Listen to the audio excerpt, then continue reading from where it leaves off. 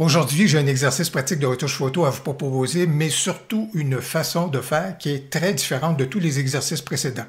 C'est une façon qui est très didactique, qui est très exigeante, parce que ce qu'on veut faire, c'est viser le résultat qui est déjà connu à la gauche. C'est un résultat qui est intéressant. On va partir de la photo de droite et dire « je veux atteindre ce résultat-là ». Alors, ça sollicite notre sens de l'observation, ça sollicite notre connaissance au niveau des outils et notre travail au niveau de ceux-ci. C'est un peu pareil comme un musicien qui dit « moi, je vais interpréter des grands classiques, par exemple au niveau de la musique jazz, et savoir comment le faire à la manière de ou encore à la manière de ». Voilà donc un exercice pratique de retouche photo qui va être pas mal différent, pas mal exigeant. C'est ce qu'on examine maintenant.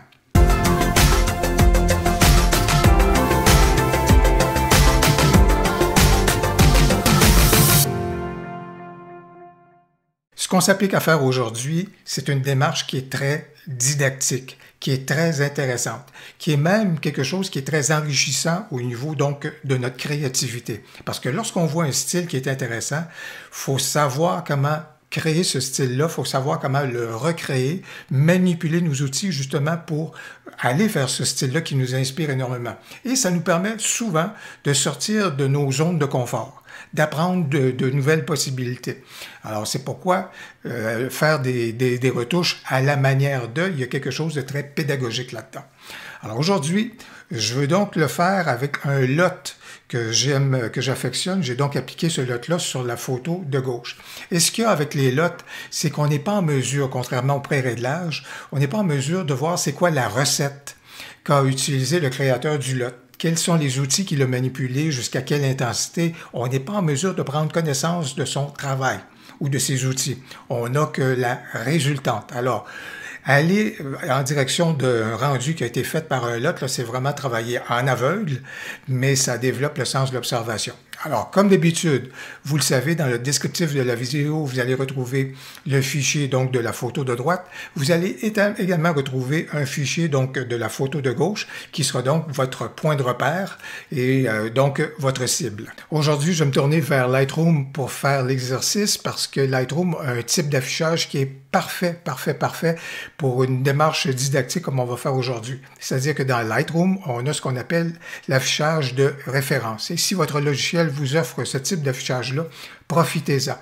Qu'est-ce que c'est que l'affichage de référence? On est en mesure d'activer celui-ci justement avec les boutons qu'on a à la gauche, ici dans le bas, et on retrouve l'affichage, donc la vue de référence. Lorsque je clique sur cela ici, ça vient dire, ça c'est notre photo sur laquelle on va travailler, qui est donc à la droite, et à la gauche, je suis capable de loger une photo qui va donc me servir de référence. Dans ce cas ici, voilà donc la photo vers laquelle je m'en vais, mais ça pourrait être un rendu comme celle-ci, par exemple. Alors, vous voyez, je serais capable donc d'aller regarder différents types de rendus et de dire, parfait, je vais travailler ma photo en fonction de ce rendu-là. Mais dans ce cas ici, je sais que mon affichage de référence est donc la photo qui a déjà été traitée avec le lot. Alors, c'est un exercice didactique qui d'abord sollicite notre sens de l'observation. Alors, avant même de me plonger et de commencer à retoucher la photo, il faut que je regarde ce qui est à gauche et que d'abord que je repère certains éléments. La chose qui m'instruit énormément, je regarde beaucoup le meuble juste ici. Je vois le côté évidemment rustique du meuble, je vois sa couleur, je vois sa teinte, je vois également le contraste qui est dans le meuble. Ça, c'est un point de repère pour moi. Qu'est-ce que je regarde également? Je vois manifestement dans ce cas ici, il y a soit un cercle radial ou encore du vignettage qui a été apporté de façon significative, de façon à rétrécir donc le sujet ou amener notre regard à converger davantage vers les étagères. Qu'est-ce que je regarde également? La façon que la lumière a été préservée. Bien entendu, ce que je remarque, les teintes qui sont là. On voit le côté doré qui est là dans les hautes lumières. Et ce qui va être intriguant également, c'est d'aller chercher un petit rendu magenta là, qui est ici dans les ombres, comme vous pouvez donc le constater. Ça, c'est une chose. Et définitivement que la clé de tout cela repose sur le côté vintage, là, repose sur le recours à l'éphéma. Alors, ça va être intéressant. Manifestement, donc, la courbe de tonalité là, va être un outil qu'on va bien solliciter.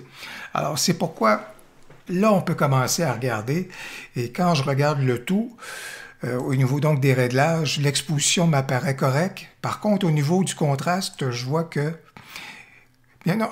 bien sûr, on peut faire nos premiers pas puis revenir dans nos premiers pas parce que c'est définitivement pas dans ceux-ci qu'on va déjà atteindre le résultat final. Alors, ça va être quelque chose à refaire. Au niveau des hautes lumières, des fois, on les baisse beaucoup, mais dans ce cas-ci, je m'aperçois que les hautes lumières, je pense qu'il va falloir qu'on les préserve passablement et même qu'on vienne jouer un tout petit peu là-dedans. Au niveau des blancs, il y a des blancs qui vont être un petit peu brûlés, je pense, en tous les cas, au niveau des projecteurs, mais ça, il n'y a rien qu'on peut faire pour récupérer cela et c'est pas si intéressant à récupérer non plus. Par contre, au niveau des noirs, je pense que faut qu'on quand même mette passablement de noir. Je m'aperçois que justement, par exemple, ici, au niveau du tableau, vous voyez comment, ici, à la gauche, on ne retrouve aucun détail, alors ça peut être quelque chose qui va être intéressant et à surveiller. Au niveau de la texture et de la clarté, là, je vais faire quelque chose parce que je pense, quand je regarde tout cela, on fait une chose et son contraire. Alors, plutôt que d'aller chercher vers de la définition, il n'y a pas tant de définition que cela dans la photo de gauche, alors je vais diminuer la texture de façon significative, mais en même temps, je vais augmenter la clarté. Alors, c'est pour ça que j'appelle ça faire une chose et son contraire. Alors ça amène donc davantage de micro-contraste, ça amène plus de présence, mais en diminuant la texture, ça atténue donc les objets. Je pense que c'est tout à fait correct.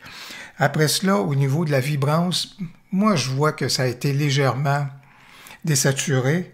Alors c'est pour ça qu'au niveau de la vibrance, je vais faire encore une fois ici peut-être une chose et son contraire, c'est-à-dire diminuer la vibrance, puis pousser la saturation. Elle est peut-être dans ce registre-ci. Alors, là, on est parti, là, mais ça ne veut pas dire que je suis tombé pile là, par rapport au truc, mais je suis parti dans cette direction-là. Je pense que ce que je vais faire, je vais tout de suite apporter l'effet de vignettage, comme ça, on va régler cette situation-là. Et vous voyez, je pense que, vous voyez comment mon tableau a perdu sa définition. Vous voyez comment ici, par contre, le fait de vignettage, et surtout en accordant de la priorité dans les hautes lumières, dans l'effet de vignettage, vous voyez comment ça conserve quand même l'éclat, juste ici lumineux, qu'on retrouve là. Alors ça, c'était quelque chose d'intéressant. Vous voyez, moi j'aime bien cela ici, juste là. Alors, de la façon que ça a été conservé, alors c'est pour ça que je veux conserver cet éclat-là et pas vouloir trop l'atténuer avec justement ce qui a été apporté avec le vignettage, et je m'aperçois que ça, c'est tout à fait correct. Je pense qu'on va passer pour le moment, on va donc basculer du côté de la courbe de tonalité parce que c'est là qu'il y a pas mal de travail qui est à faire. Et la semaine dernière, dans l'exercice, je vous montrais une autre façon de travailler avec la courbe de tonalité, d'y aller non pas juste en aveugle en disant j'ai besoin de créer un point là ou un point là, qui est une façon un peu classique et rapide et automatique d'utiliser la courbe de tonalité. Là, il faut vraiment qu'on regarde des éléments à des endroits de façon spécifique. Alors, je vais me tourner vers l'outil dans Lightroom. Et ce que je vois, c'est qu'au niveau des hautes lumières, j'ai besoin de diminuer celle-ci. C'est pour ça que je vais cliquer ici. Et là, je vois que je viens d'apposer un point de façon spécifique. Alors, ce point-là correspond à cette région-ci. Je vois également que dans ce cas-ci, le meuble a une importance pour moi. Il représente donc un élément que je veux moduler. Alors, mon meuble, il est effectivement là. Et dans ce cas-ci, j'apporterai peut-être un autre point à cette région-ci, qui est donc dans le même registre que le meuble. Alors, c'est pourquoi j'apporterai rien par rapport à tout cela. Alors, ce que je vais faire, et juste ici, pour le moment, je vais mettre un point juste ici au centre, ce qui vient préserver donc mon exposition. Alors, qu'est-ce que je veux faire? Je veux assombrir le meuble un tout petit peu, donc descendre ma courbe par rapport à cela. Je vais peut-être mettre un point juste ici pour faire attention que ce soit juste au niveau du meuble, que j'aille donc diminuer et apporter du contraste au niveau du meuble. Ça, c'est tout à fait correct. Ici, je vais mettre un point parce que je veux m'assurer juste de travailler sur mes hautes lumières. Alors, dans ce cas-ci, mes hautes lumières, je veux juste les atténuer un tout petit peu. Donc, vous voyez, là, je pense que j'ai rejoint quelque chose qui, au niveau des lumières, donc s'apparente à ce qui est à la gauche. Je vais tout de suite aller régler la dimension de l'effet mat. Alors au niveau de l'effet mat, je vais relever ma courbe pour obtenir l'effet mat. Et là, je regarde, je fais attention. Par rapport à tout cela, je pense que j'ai besoin d'aller chercher un petit peu plus haut. J'ai besoin de relever cela ici pour aller chercher encore plus mon effet mat. Je vais relever encore davantage. Et ça, c'est rare que j'aie eu à relever ma courbe autant que cela. Mais c'est ça l'apprentissage qui vient avec la démarche qu'on est là. Il faut apprendre à savoir comment obtenir effectivement le rendu donc en question. Juste ici, je vais regarder quelque chose. Mon effet vignettage est toujours donc présent. Alors, au niveau donc de l'effet mat, j'aime bien ce que je vois là, mais j'ai besoin encore de travailler davantage. Mais je vais y revenir pour le moment. Là, ce que je vais regarder, c'est davantage les teintes. Alors, on va voir qu'est-ce qu'on est capable de faire justement pour aller chercher les teintes qu'on retrouve là. Je vais aller dans la courbe des bleus. Du canal bleu, pardon, parce qu'au niveau de cette courbe-là, je sais que si je m'en vais vers le haut, j'ajoute dans les bleus, et si je vais vers le bas, je crée donc du jaune. Alors, j'ai besoin justement d'enrichir le jaune. Alors, je vais, dans mes hautes lumières, je vais donc amener davantage du jaune, et quand je regarde dans le bas, au niveau donc de mes ombres, je vois que il y a un petit côté magenta qui est apporté. Donc, au niveau du magenta, je sais qu'il faut que j'aille dans le canal des verts. Je vais mettre un point juste ici pour préserver mes hautes lumières parce que je ne veux pas que ce que je vais faire pour mes ombres vienne s'ajouter à mes hautes lumières. Et dans ce cas ici, je vais donc aller un tout petit peu du côté magenta.